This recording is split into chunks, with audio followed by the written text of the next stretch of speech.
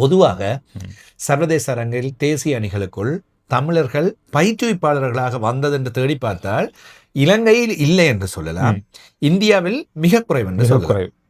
அப்படி இருக்கின்ற வேளையில் இப்பொழுது 19 வயதுக்குட்பட்ட அணிக்கு, இலங்கை 19 வயதுக்குட்பட்ட அணிக்கு களத்தடுப்பு பயிற்றுவிப்பாளராக தமிழர் ஒருவர் நியமிக்கப்பட்டு அவர் தன்னுடைய சேவைகளை ஆரம்பித்திருக்கின்றார். இது நிறைய பேருக்கு தெரியாது. எனவே ஆசிய கிண்ணத்திற்காக சென்ற இலங்கை குழாமில் விளையாடிய 2 தமிழர்கள், அதில் ஒருவர் விளையாட முடியாமல் போனது மாதுளன். எனவே விளையாடிய ஒரு வீரர் ஆகாஷ், அது இல்லாமல் பயிற்றுவிப்பாளராகவும் ஒரு தமிழர் 19 வயதுக்குட்பட்ட அணிக்கு போயிருக்கின்றார். வேலையும் ஆரம்பிச்சிருக்காரு. அவர்தான் கங்காதரன். அதாவது இவர் வவுனியாவை சேர்ந்தவர். 19 வயதுக்குட்பட்ட இலங்கை அணியின் களத்தடுப்பு பயிற்றுவிப்பாளராக இவர் இலங்கை அணியோடு இப்பொழுது இணைக்கப்பட்டிருக்கின்றார். இது உண்மையில் இலங்கையை பொறுத்தவரையில் நாங்கள் தேடி அறிந்த விடயங்களுக்குள் பயிற்றுவிப்பு சார்ந்து ஒரு தமிழர் பெற்றுக்கொண்ட முதலாவது பதவியாக அல்லது பயிற்றுவிப்பில் கிடைத்த ஒரு அதிகூடிய பதவியாக இதை சொல்லக்கூடிய தேசிய அணிக்கு, இலங்கையோட தேசிய அணிக்கு. அதே போன்று கிரிக்கெட் சம்பந்தப்பட்ட ஏராளமான தமிழர்கள், தமிழ் பேசுகின்றவர்களுடைய வீடியோக்கள் பார்க்கின்றீர்கள். காமெண்ட்ஸ் மூலமாக நாங்கள் அறிந்து கொள்கின்றோம். இதுவை பற்றி உங்களுக்கு வேறு தகவல்கள் தெரிந்திருந்தால் தயவு செய்து கமெண்ட்ஸ் பண்ணுங்க. இவர் கங்காதரன் நிறைய காலமா வடமாகாணத்தினுடைய பல துடுப்பாட்ட களங்கள்ல இருந்திருக்காரு. நிறைய போட்டிகள் வடமாகாண பயிற்றுவிப்பாளர், ஸ்ரீலங்கா கிரிக்கெட்டின் வடமாகாணத்துக்கான பயிற்றுவிப்பாளர். ஏற்கனவே பாடசாலை காலத்துல கிரிக்கெட் விளையாடினது, இந்த மாதிரியான பல விஷயங்கள். அதாவது கிட்டத்தட்ட ஒரு தேசிய அணிக்குள்ள வர வேண்டியவர்கள் இவங்கெல்லாம். ஆனா ஏதோ ஒரு காலம், யுத்த காலம், அதுக்கு பிறகு வந்த காலம், நம்ம அணிக்குள்ள இருக்கிற விஷயம் தெரிந்தானே நிறைய விஷயங்கள் இருக்கு, அரசியல் இருந்துச்சு. இல்லை, அதை கங்காவோட தொடர்பும் இருக்கின்றது. எனவே பேசியிருந்த வேளையிலும் அவர் கிட்டத்தட்ட 2007-8 கழகங்களுக்குள் முதல் தர போட்டிகள் விளையாட ஆரம்பித்திருக்கின்றார். சிலாபத்தில் தான் ஆரம்பித்திருக்கின்றார். 2007-8 என்பது போர் எந்தளவில் இருந்தது என்பது உங்களுக்கு தெரியும். வவுனியாவில் இருந்த ஒருவர் இங்கே வந்து தங்கியிருந்து விளையாடுவது என்பது சாத்தியமே இல்லை. அவர் மீண்டும் அங்கே சென்று விட்டார். வேகப்பந்து வீச்சாளர், அவர் பற்றி சொல்வதாக இருந்தார். அவர் விளையாடுகின்ற காலத்தில் வேகப்பந்து வீச்சாளர், வடமாகாணத்திலேயே வேகமாக நல்ல முறையில் பந்து வீசக்கூடிய ஒரு பந்து வீச்சாளராக இருந்தார். எனவே கிரிக்கெட் தொடர்ந்து விளையாட முடியாமல் போனதும் அவர் கிரிக்கெட்டை மூட்டை கட்டி வைத்து விடவில்லை. பயிற்றுவிப்புக்குள் இறங்கினார். பாடசாலை, மாவட்டம் என்று சென்று வடமாகாணத்தின் பயிற்றுவிப்பாளராக இப்பொழுது இருக்கின்றார். இவரின் நேரடி பார்வைக்குள் தான் இப்பொழுது ஆகாஷ், மாதுளன் போன்றவர்கள் வளர்க்கப்பட்டிருக்கின்றார்.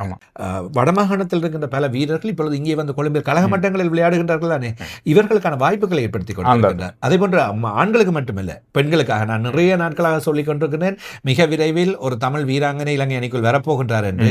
அவரை தன்னுடைய நேரடி கண்காணிப்பில் கங்காதான் வளர்த்துக் கொண்டிருக்கின்றார். எனவே கங்கா இப்பொழுது 19 வயதுக்குட்பட்ட செட்டப்புக்குள் வருகின்றார் என்பது இலங்கை தேசிய செட்டப்புக்குள்ளும் பயிற்றுவிப்பாளர்களுக்கும் தமிழர்களை, தமிழ் பேசுகின்றவர்களையும் நம்மவர்களையும் வளர்த்து விடுவதற்கும் உருவாக்கி விடுவதற்கும் ஏற்ற நல்லதொரு வாய்ப்பு இருக்கின்றது. வவுனியாவில் இருக்கேன். இப்போ நான் வடமாகாண துடுப்பாட்ட சங்க தலைவர் ரஜீவன். உண்மையில் வந்துட்டு கங்காதரன் வந்துட்டு வவுனியாவில் வவுனியா மத்திய மாகாணத்தில் ஒரு கல்வியேட்ட வவுனியா. அதான் நிறைய பேருக்கு தெரியாது. சில பேருக்கு ஒரு தமிழ் கொழும்புல படிச்சிருப்பாரு, கொழும்பு சேர்ந்தவராக இருப்பாரு அப்படின்னு. இது அவர் வவுனியா. உண்மையாக வந்துட்டு அவர் ஒரு பாடசாலை மட்டத்தில் வந்துட்டு ஒரு சிறந்த பந்து வீச்சாளர் தெரிவு செய்யப்பட்டவர். அவர் 19 விளையாடுற காலத்தில் ஸ்ரீலங்கா மலேசியா அணிகளுக்கான அணியில் தெரிவு செய்யப்பட்டவர் இலங்கையில்.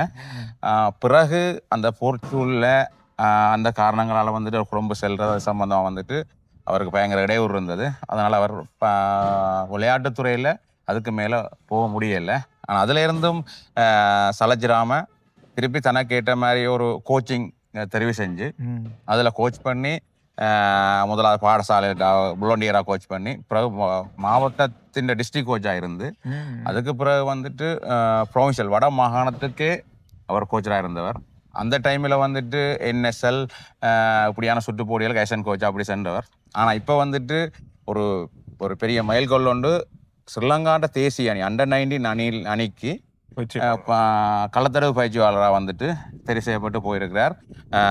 அது இப்போ ஏசியா கப், UAE நடக்கிற ஏசியா கப், அதே போன்று சிம்பாப்வே நபிவியால் நடக்கிற அண்டர் 19 வேர்ல்ட் கப், இந்த காலத்துக்குமே இவர் தான் ஃபீல்டிங் கோச்சா போயிருக்கிறார். இப்போ நீங்கள் சொல்லும்போது அவர் வவுனியா சேர்ந்தார் எனக்கு தெரியும். இப்போ வீடு எடுக்கும் வரைக்கும் அவர் வவுனியாலாம் தெரியாது. வட மாநிலத்தில் அவர் ஓகே பணமாக இருக்கலாம், இல்லை கிளிநொச்சியாக இருக்கலாம், நான் யோசிச்சேன். கூடுதலாக வந்துட்டு கொழும்புல இருந்தானே அந்த ஸ்கூல்ல படிச்சிருப்பாங்க, சென்ட் ஜோசப்ல படிச்சா அப்படி அந்த லெவலில் வருவாங்க. ஆனால் வந்துட்டு உண்மையாக வந்துட்டு வட மாநிலத்தில் அது வவுனியாவில் இருந்து இப்படி ஒரு பின்தங்கிய இடத்துல இருந்து இந்த லெவலுக்கு போயிருக்க வந்துட்டு உண்மையாகவே வந்துட்டு மிக நல்ல விஷயம், நல்ல ஒரு விஷயம். இப்ப பாராட்டுறது. அது வந்துட்டு இப்போ எங்களுக்கு நல்ல உதாரணம் வந்துட்டு நாங்கள் டீமில் விளையாட இடம் கிடைக்கலன்னு போகாமல் கிரிக்கெட் துறையில் அடுத்தடுத்த லெவலுக்கு போகலாமன்றதுக்கும் இது ஒரு பெரிய உதாரணம். மாதுளன் இருக்கிறார், ஓ ஓ ஆகாஷ் இருக்கிறார். அவைகளுக்கும் வந்துட்டு இது ஒரு வந்துட்டு பெரிய எங்களை நல்ல நெருக்கமா இருக்கும். கொஞ்சம் இன்னும் கொஞ்சம் ஆர்வம் வரும், கூட விஷயங்களை அவங்ககிட்ட இருந்து மொழி பிரச்சனை இருக்காது. இப்ப அண்மை காலமா நாங்க கொஞ்சம் அந்த விளையாட்டு பக்கமா அந்த தமிழ் வீரர்கள், தமிழ் பேசுற வீரர்கள் குறிப்பா இவங்க எல்லாரும் உள்வாங்கப்படுற தொடர்பாக தேடும்போது இந்த விஷயம் நம்மளோட காதுக்கு வந்துச்சு. ஆனா விமலநாட்டில் கேட்கும்போது ஓகே வவுனியா வந்தாச்சு, உங்களையும் சந்திச்சாச்சு, பார்த்துட்டு இது சம்பந்தம் நேரடியாவே பார்த்துட்டு போகணும்னு வந்தேன். நன்றி தகவல் தந்தமைக்கு. இன்னொரு தடவை வரும்போது சந்திப்போம். இன்னும் நிறைய தகவல் கூட சந்திக்கிறவங்க கூட. இப்படி ஒரு எனக்கு தெரிஞ்சு ஒரு 5 வருஷம் அல்லது 10 வருஷம் போகும்போது குறைஞ்சது இலங்கையினுடைய தேசிய அணியில ஒரு 3 தமிழ் வீரர்கள், தமிழ் பேசுற வீரர்கள், தமிழ் முஸ்லீம் வீரர்கள் கண்டிப்பா விளையாடுவாங்க. என்னை பொறுத்தவரை வாய்ப்பு நிறைய இருக்கு. தேசிய அணியில் விளையாடுகின்றோம், விளையாடவில்லை, அது இரண்டாவது. முதலாவது தொழில் வாய்ப்பு. இதுக்குள்ள வாரம் தொழில் வாய்ப்பு கிரிக்கெட்டுக்குள் கழக மட்டத்துக்குள் விளையாடுவது. அதே போன்று நான் சொன்னது போன்று அம்பையர்ஸ். ஒரு உதாரணம் சொல்லலாம். இப்ப வந்து ஆரம்பத்துல கிரிக்கெட் விளையாடுறது அப்படின்றது ஒரு ஃபேஷனாக இருக்கும், அது ஒரு கனவு, விளையாடினா போதும், அதில் வருமானமும் அது எதுவுமே பெருசாக எடுத்துக்கொள்ளாத ஒரு காலம் இருந்தது.